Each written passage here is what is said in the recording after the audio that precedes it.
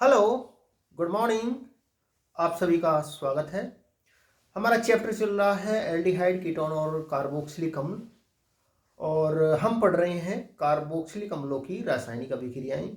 आज हम पढ़ेंगे कार्बोक्सिलिक अम्लों की जो कार्बोक्सिल समूह होता है COOH संबंधी अभिक्रियाएं। देखो, इससे पहले हमने पढ़ा है कार्बोक्सिलिक अम्ल क्या होते हैं। सूत्र ये होता है RCOOH। इससे पहली वाली वीडियो में हम पढ़ चुके हैं कार्बोक्सिलिक अम्लों की OH आबंध विदलन संबंधी अभिक्रियाएं, जिनमें OH आबंध टूटता है। और ये हम पढ़ चुके हैं कार्बोक्सिलिक अम्लों की COH आबंध विदलन संबंधी अभिक्रियाएं, मतलब जिनमें ये आबंध टूटता है COH, यहां से बॉन्ड ब्रेक होता है।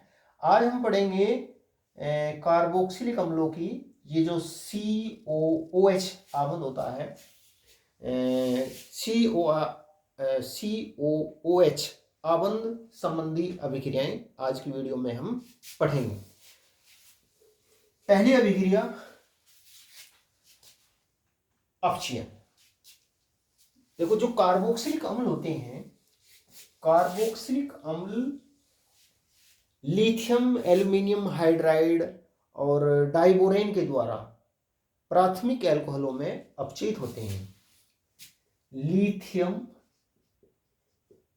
Aluminium hydride, lithium aluminium hydride सूत्र होता है LiAlH4। ये एक परवल अपचायक होता है। और एक अपचायक ये है डाइबोरेन। डाइबोरेन सूत्र होता है B2H6। Diborane B2H6। तो जो प्राथमिक एल्कोहल होते हैं, प्राथमिक एल्कोहल लिथियम एल्यूमिनियम हाइड्राइड और डाइबोरेन के द्वारा प्राथमिक एल्कोहलों में अपचयित होते हैं। इस प्रकार से देखो, ये RCOOH ये क्या है? कार्बोक्सिलिक अम्ल है। कार्बोक्सिलिक अम्लों का अपचयन जब करते हैं लिथियम LiAlH4 और लिथियम एल्यूमिनियम हाइड्राइड को संक्षेप में LAH भी कहते हैं, LAH, लिथियम एल्यूमिनियम हाइड्राइड।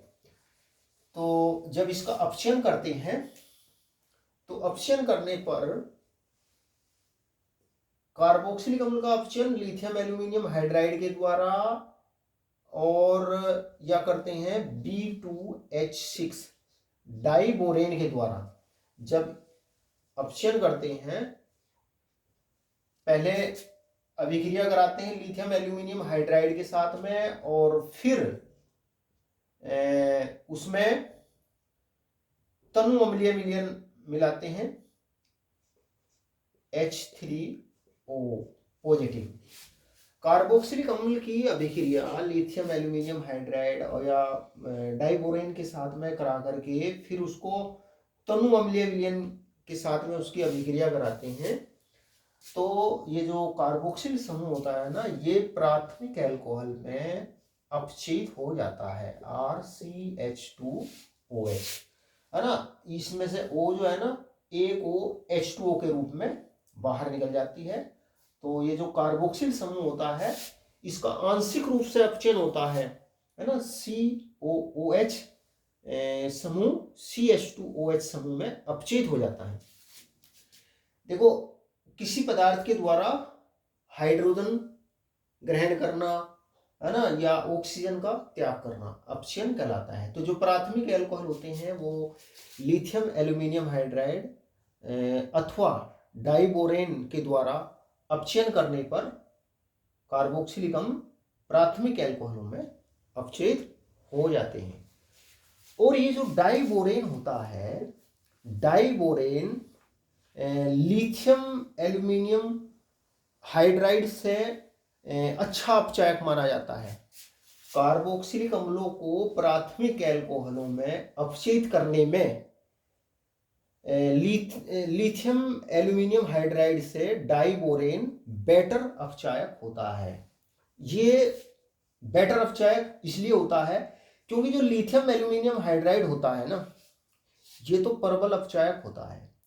अगर कार्बोक्सिल समूह से अन्य समूह जुड़े हुए हैं, अन्य समूह जैसे जैसे ये नाइट्रो समूह है ना, जैसे एस्टर समूह, एस्टर, जैसे हेलो समूह, हेलो कोई हेलोजन परमाणु जुड़ा होता है।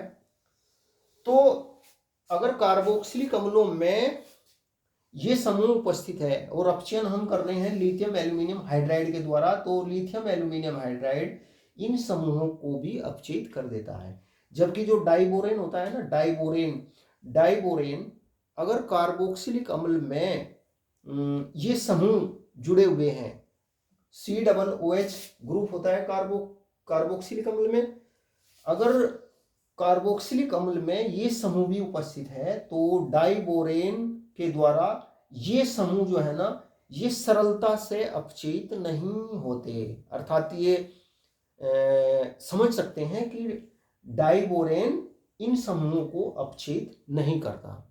तो कार्बोक्सिलिक अम्लों को प्राथमिक अल्कोहलों में अपचयित करने में डाइबोरेन लिथियम एल्यूमिनियम हाइड्राइड से बेटर अपचायक होता है, क्योंकि डाइबोरेन तो केवल कार्बोक्सिल समूह को ही CH2OH समूह में अपचयित करता है, लेकिन जो लिथियम एल्यूमिनियम हाइड्राइड होता है ये तो प्रबल अपचायक होता है। अगर ये समूह कार्बोक्सिलिक अम्ल में ये समूह भी जुड़े हुए हैं तो कार्बोक्सिल समूह का अपचयन करने के साथ साथ लिथियम एल्यूमिनियम हाइड्राइड इन समूहों को भी अपचयित कर देता है। और एक अपचायक और होता है, ये है NaBH4 sodium borohydride. Sodium borohydride ये मृदु अपचायक होता है, माइल्ड रिड्यूसिंग एजेंट होता है। ये कार्बोक्सिल समूह का अपचयन नहीं करता। लिथियम जो सोडियम बोरोहाइड्राइड होता है ना, वो कार्बोक्सिल समूह को अपचयित नहीं करता। तो इस प्रकार से कार्बोक्सिलिक अम्ल लिथियम एल्यूमिनियम हाइड्राइड अथवा डाइबोरेन के द्वारा प्राथमिक अल्कोहलों में अपचयित होते हैं। आंशिक रूप से अपचयन होता है। अगर कार्बोक्सिलिक अम्लों को रेड फास्फोरस और HI के साथ में गर्म करते हैं ना, तो ये कार्बोक्सिल समूह का पूर्ण रूप से अपचयन हो जाता है। देखो इस प्रकार से। अच्छा, अगर पहले इसका उदाहरण देखते हैं। देखिए, जैसे मान लीजिए ये है CH3COOH, ये एसिटिक अम्ल है।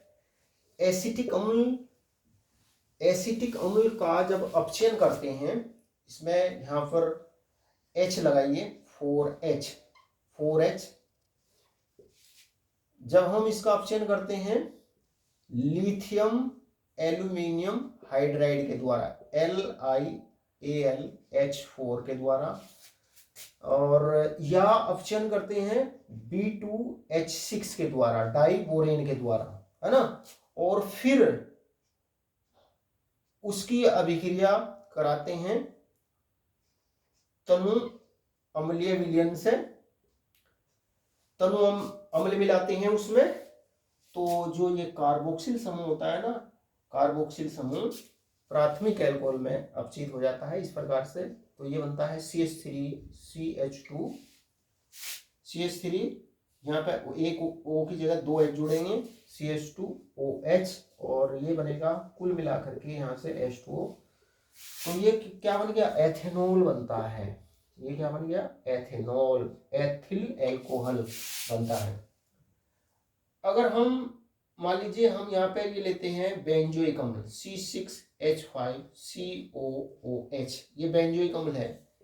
बेंजोइक अम्ल का अपचयन करते हैं लिथियम एल्यूमिनियम हाइड्राइड या डाइबोरेन के द्वारा, LiAlH4, है ना। पहले इसके साथ में अभिक्रिया कराते हैं, फिर माध्यम को अम्लीय करते हैं तनु अम्ल से, तो ये बन जाता है C6 H5 और COOH समूह कहीं में कन्वर्ट हो जाएगा CH2OH में प्लस H2O, तो ये बनता है बेंजिल एल्कोहल। ये बन गया जी बेंजिल एल्कोहल। तो प्राथमिक एल्कोहल जो होते हैं ना, वो लिथियम एल्यूमिनियम हाइड्राइड डाइबोरेन के द्वारा प्राथमिक एल्कोहलों में कार्बोक्सिलिक अम्ल प्राथमिक एल्कोहलों में अपचयित होते हैं। अच्छा देखो, यहां पर कार्बोक्सिल समूह का CH2OH समूह में आंशिक अपचयन हो रहा है। अगर हम कार्बोक्सिलिक अम्लों को रेड फास्फोरस और हाइड्रोजन आयोडाइड के साथ में गर्म करते हैं ना, तो ये समूह जो है COOH समूह जो है ना, ये एल्किल समूह में परिवर्तित हो जाता है। इस प्रकार से इसको मैं मिटा रहा हूं। यहां पर आंशिक रूप से अपचयन होता है कार्बोक्सिल समूह का एल्कोहलिक समूह में। देखो ये जो कार्बोक्सिलिक अम्ल होते हैं ना RCOOH, जब अपचयन करते हैं रेड फास्फोरस लेते हैं, लाल फास्फोरस, और HI की उपस्थिति में HI हाइड्रोजन आयोडाइड, तो ये बनता है, देखो ये बनता है R, और ये हो जाएगा R, और ये दो H यहाँ जुड़ जाएंगे, RCH3 हो जाएगा ये RCH3, और बन जाएगा ये 2H2O, इसके 6 अणु लेंगे, 2H2O प्लस 3I2, तो ये बनता है हाइड्रोकार्बन बनता है। ये क्या बनता है? हाइड्रोकार्बन, मतलब इसका पूर्ण रूप से अपचयन हो जाता है, इसका पूर्ण रूप से अपचयन होता है। अच्छा इसके एग्जाम्पल देखते हैं। देखो जैसे CH3COOH एसिटिक अम्ल की अभिक्रिया HI और रेड फास्फोरस के साथ में इसको गर्म करते हैं, तो ये COOH समूह CH3 में कन्वर्ट होगा, तो ये बनता है CH3 एथेन बनती है, 2H2O प्लस 3I2, है ना, ये क्या बन गया? एथेन। कार्बोक्सिल समूह का पूर्ण रूप से अपचयन हो जाता है, तो एथेन बनता है। ऐसे ही अगर हम बेंजोइक अम्ल को देखें, C6H5COOH बेंजोइक अम्ल, इसका जब हम अपचयन करते हैं HI और रेड फास्फोरस के द्वारा, तो ये हो जाएगा C6H5CH3, COH समूह कहीं में बदल जाएगा CH3 में, और प्लस 2H2O प्लस 3I2, तो ये क्या बन गया? टोलुइन। तो जब कार्बोक्सिलिक अम्ल होते हैं, उनको रेड फास्फोरस और HI के साथ में जब गर्म करते हैं, तो वो हाइड्रोकार्बनों में परिवर्तित हो जाते हैं, उनका अपचयन हाइड्रोकार्बनों में हो जाता है। कार्बोक्सिल समूह का पूर्ण रूप से अपचयन कहीं में होता है, ये CH3 समूह में ये अपचयित हो जाता है। अब कार्बोक्सिलिक अम्लों की अगली अभिक्रिया देखते हैं, वेरी इंपॉर्टेंट अभिक्रिया है विकार्बोक्सिलन।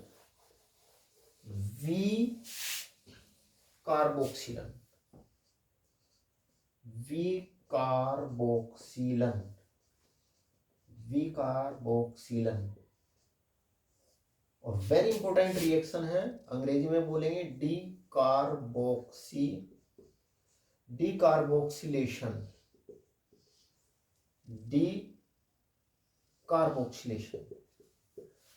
Very important reaction. देखो वी कार्बोक्सिलन किसे कहते हैं, डी कार्बोक्सिलेशन। अच्छा सोडा लाइम क्या होता है, पहले सोडा लाइम बताइए क्या होता है। सोडा लाइम आपने फर्स्ट ईयर में भी पढ़ा है ये सोडा लाइम। सोडा लाइम क्या होता है, सोडा लाइम होता है NaOH सोडियम हाइड्रोक्साइड और कैल्शियम ऑक्साइड के मिश्रण को सोडा लाइम कहते हैं। और इस मिश्रण में NaOH और जो कैल्शियम ऑक्साइड होता है ना वो 3:1 में लेते हैं, तो इस मिश्रण को कहते हैं सोडा लाइम। और इस मिश्रण में कैल्शियम ऑक्साइड का जो काम होता है वो मिश्रण को शुष्क रखना होता है। अच्छा अब देखते हैं वी कार्बोक्सिलन किसे कहते हैं। देखो जो कार्बोक्सिलिक अम्लों के सोडियम लवण होते हैं ना, कार्बोक्सिलिक अम्लों के सोडियम लवणों को सोडा लाइम के साथ में गर्म करने पर, चलो मैं लिख देता हूं, कार्बोक्सिलिक अम्लों के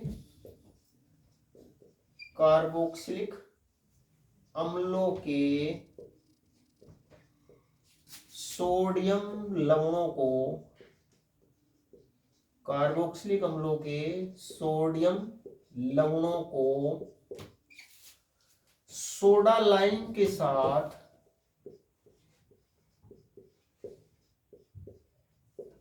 गर्म करने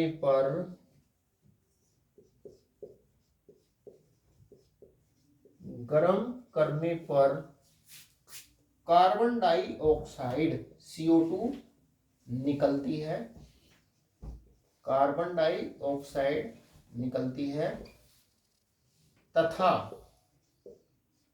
हाइड्रोकार्बन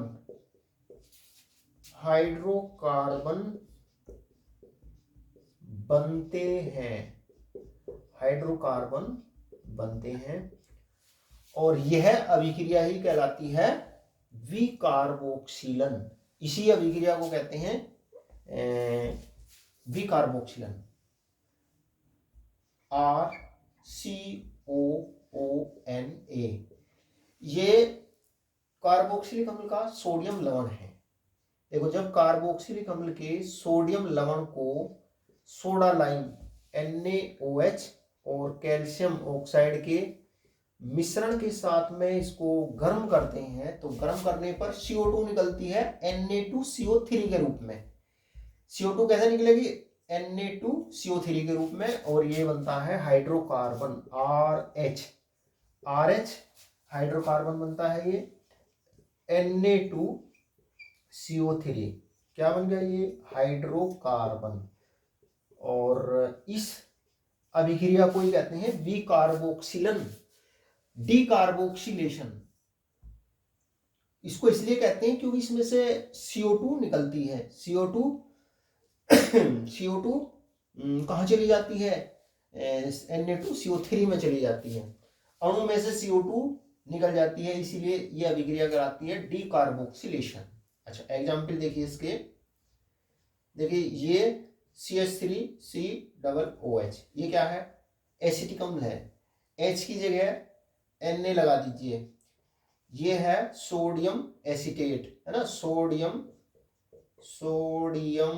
एसीटेट, ये है सोडियम एसीटेट।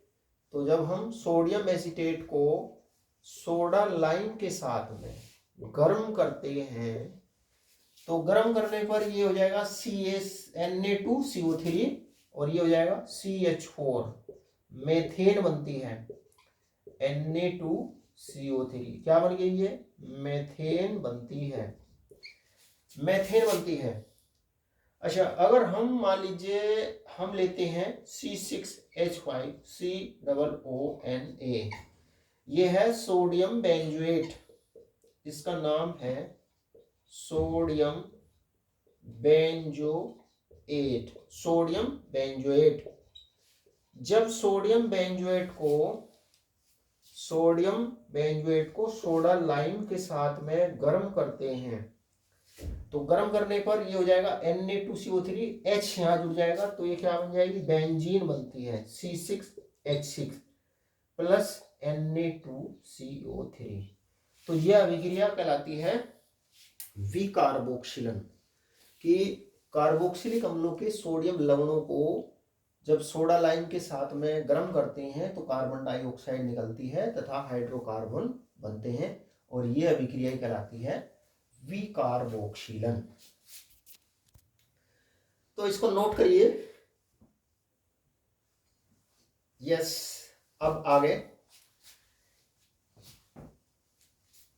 देखो, आपने फर्स्ट ईयर में पढ़ा है कोल्बे वैद्युत अपघटन, है ना। कोल्बे वैद्युत अपघटन किसे कहते हैं? जब कार्बोक्सिलिक अम्लों के सोडियम या पोटेशियम लवणों का वैद्युत अपघटन करते हैं तो विकार्बोक्सिलन होता है, कार्बन डाइऑक्साइड निकलती है और हाइड्रोकार्बन बनते हैं, और यह अभिक्रिया कहलाती है कोल्बे वैद्युत अपघटन, है ना। देखो, कार्बोक्सिलिक अम्लों के जो सोडियम या पोटेशियम लवण होते हैं ना, कार्बोक्सिलिक अम्लों के सोडियम या पोटेशियम लवणों का वैद्युत अपघटन करने पर विकार्बोक्सिलन होता है, कार्बन डाइऑक्साइड निकलती है और हाइड्रोकार्बन बनते हैं। यह अभिक्रिया क्या कहलाती है? कोल्बे वैद्युत अपघटन। कोल्बे वैद्युत अपघटन। इसमें भी, इस अभिक्रिया में भी डीकार्बोक्सिलेशन होता है। कोल्बे वैद्युत अपघटन देखो क्या होती है। देखो, जो कार्बोक्सिलिक अम्लों के सोडियम या पोटेशियम लवण होते हैं ना, कार्बोक्सिलिक अम्लों के सोडियम या पोटेशियम लवणों के जलीय विलयनों का, सोडियम या पोटेशियम लवणों के जलीय विलयनों का जब वैद्युत अपघटन करते हैं, वैद्युत अपघटन जब करते हैं ना, इलेक्ट्रोलिसिस करते हैं, वैद्युत अपघटन करते हैं, तो वैद्युत अपघटन करने पर CO2 निकल जाती है, CO2 निकलती है और ये हाइड्रोकार्बन बनता है, और हाइड्रोकार्बन बनता है प्लस 2CO2 और प्लस 2NaOH, प्लस 2NaOH बनता है। ये क्या बन गया? हाइड्रोकार्बन। और ऐसे हाइड्रोकार्बन बनते हैं जिनमें कार्बन परमाणुओं की जो संख्या होती है ना, कार्बन परमाणुओं की संख्या जो मूल कार्बोक्सिलिक अम्ल होता है उसके एल्किल समूह में जितने कार्बन होते हैं ना, उससे डबल होती है हाइड्रोकार्बन में कार्बन परमाणुओं की संख्या, क्योंकि 2 RR मूलक जुड़ करके हाइड्रोकार्बन बनाते हैं। अच्छा, अगर मैं, तो देखो यहां पर भी डीकार्बोक्सिलेशन होता है, CO2 निकल रही ना और हाइड्रोकार्बन बनता है। तो इस अभिक्रिया में हाइड्रोजन भी बनती है ना, ये H2 प्लस H2। जब कार्बोक्सिलिक अम्लों के सोडियम या पोटेशियम लवणों का वैद्युत अपघटन करते हैं ना, तो हाइड्रोकार्बन बनते हैं, हाइड्रोजन भी बनती है और CO2 का अणु निकलता है। कार्बोक्सिलिक अम्ल का विकार्बोक्सिलन, डीकार्बोक्सिलेशन होता है। इसका उदाहरण देखते हैं। जैसे मान लीजिए ये है CH3COONA, ये है सोडियम एसीटेट, और इसमें जल के 2 अणु यूज होते हैं वैद्युत अपघटन में। वैद्युत अपघटन, इलेक्ट्रोलिसिस जब करते हैं तो ये 2 एल्किल समूह जुड़ जाते हैं, CH3 और ये क्या बन गया? ये बनता है एल्केन। एल्केन का क्या नाम है इसका? एथेन। एथेन बनता है ये hydrocarbon, plus 2CO2 plus H2 plus 2NaOH। तो ये अभिक्रिया कहलाती है कोल्बे वैद्युत अपघटन। कोल्बे वैद्युत अपघटन में भी डीकार्बोक्सिलेशन होता है। नोट करिए इसको। यस, अगली अभिक्रिया देखिए, अगली अभिक्रिया एक इम्पोर्टेंट अभिक्रिया है जिसका नाम है स्मिट अभिक्रिया। स्मिट अभिक्रिया, स्मिट अभिक्रिया। देखो स्मिट अभिक्रिया क्या होती है, वेरी इंपॉर्टेंट अभिक्रिया है स्मिट अभिक्रिया।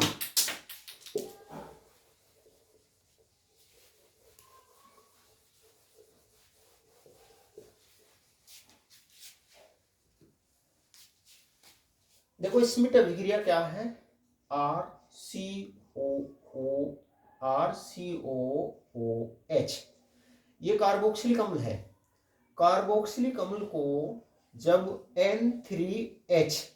N3H होता है हाइड्रेजोइक अम्ल, हाइड्रेजोइक N3H होता है हाइड्रेजोइक अम्ल, ये NH3 नहीं है, N3H हाइड्रोजोइक अम्ल। और अभिक्रिया होती है H2SO4 कंसंट्रेट H2SO4 की उपस्थिति में। कार्बोक्सिलिक अम्ल की अभिक्रिया जब सांद्र H2SO4 की उपस्थिति में हाइड्रोजोइक अम्ल के साथ में कराते हैं तो एमीन बनती है, COOH समूह NH2 समूह में परिवर्तित हो जाता है। ये RNH2 समूह में परिवर्तित हो जाता है और बनती है नाइट्रोजन बनती है और CO2 निकलती है, CO2 निकल गई और प्लस N2 है ना, H यहाँ जुड़ जाता है तो ये बनती है एमीन बनती है। और ये अभिक्रिया ही कहलाती है स्मिट अभिक्रिया, है ना। ये बनती है प्राथमिक एमीन, ये बनती है प्राथमिक एमीन बनती है। तो क्या होती है स्मिट अभिक्रिया, कार्बोक्सिलिक अम्ल की अभिक्रिया जब सांद्र H2SO4 की उपस्थिति में हाइड्रोजोइक अम्ल के साथ में कराते हैं तो प्राथमिक एमीन बनती है और ये अभिक्रिया ही कहलाती है स्मिट अभिक्रिया। देखो इसका एग्जांपल देखते हैं, CH3COOH है ना, इसकी अभिक्रिया कराते हैं हाइड्रोजोइक अम्ल के साथ में H2SO4 कंसंट्रेट की उपस्थिति में, तो ये क्या बनेगा CH3NH2, COOH समूह की जगह NH2 समूह आ जाता है और CO2 प्लस N2, तो ये क्या बन गया, ये मैथिल एमीन बनती है, मैथिल एमीन बनती है और ये अभिक्रिया कहलाती है स्मिट अभिक्रिया। वेरी इंपॉर्टेंट अभिक्रिया है, नोट करिए इसको। यस, अब नेक्स्ट अगली अभिक्रिया देखते हैं जिसका नाम है, और ये भी एक इंपॉर्टेंट अभिक्रिया है, हंस डीकर अभिक्रिया। हंस डीकर अभिक्रिया। देखो हंस डीकर अभिक्रिया एक ये भी इंपॉर्टेंट अभिक्रिया है।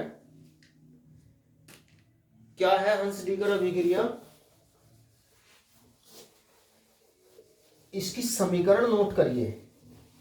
हंस डीकर अभिक्रिया की समीकरण ये है, देखो ये RCOOAG, ये है कार्बोक्सिलिक अम्ल का सिल्वर लवण। कार्बोक्सिलिक अम्ल का ये क्या है, कार्बोक्सिलिक अम्ल का ये सिल्वर लवण है। देखो कार्बोक्सिलिक अम्ल की सिल्वर लवण की अभिक्रिया जब ब्रोमीन के साथ में कराते हैं ना CCl4 विलायक में, CCl4 विलायक में कार्बोक्सिलिक अम्ल के सिल्वर लवण की अभिक्रिया ब्रोमीन के साथ में कराते हैं तो ये बनता है एल्किल ब्रोमाइड बनता है, तो ये बनता है RBr, एल्किल ब्रोमाइड बनता है। यहां से CO2 हट जाएगा और ये बनेगा प्लस AgBr। ये अभिक्रिया कहलाती है हंस डीकर अभिक्रिया। यानी कि जब कार्बोक्सिलिक अम्ल के सिल्वर लवण की कार्बन टेट्राक्लोराइड विलायक में ब्रोमीन के साथ में अभिक्रिया कराते हैं तो एल्किल ब्रोमाइड बनता है। ये अभिक्रिया ही कहलाती है हंसडीकर अभिक्रिया। इसका एग्जाम्पल देखिए, CH3 COOAG, ये क्या है, सिल्वर एसीटेट। सिल्वर एसीटेट की अभिक्रिया ब्रोमीन के साथ में कराते हैं CCl4 विलायक में, तो ये क्या बनेगा, CH3Br मैथिल ब्रोमाइड बनेगा प्लस CO2 बनेगा प्लस AgBr बनेगा, और ये अभिक्रिया कहलाएगी क्या, हंसडीकर अभिक्रिया। तो प्यारे विद्यार्थियों, आज की वीडियो में हमने कई इंपॉर्टेंट अभिक्रियाएं पढ़ी। हमने पढ़ा एल्कोहलों का अपक्षयन और डीकार्बोक्सिलेशन, स्मिट अभिक्रिया, हंसडीकर अभिक्रिया। तो प्यारे विद्यार्थियों, आज की वीडियो में इतना ही। वीडियो अच्छा लगे तो शेयर करना, लाइक करना। Thank you.